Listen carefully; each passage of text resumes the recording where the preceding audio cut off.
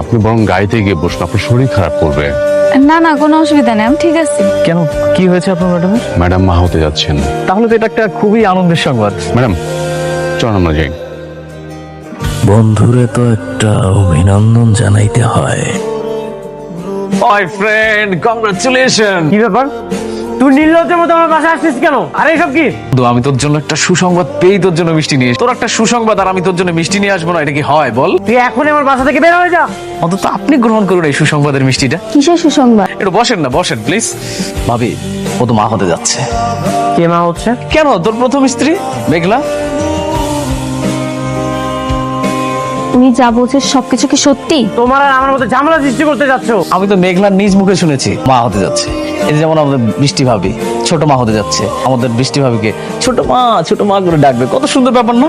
আমাকে uncle uncle বলে ডাকবে, আর তোকে বাবা বাবা করে ডাকবে। তুই বাবা হতে যাচ্ছিস, এত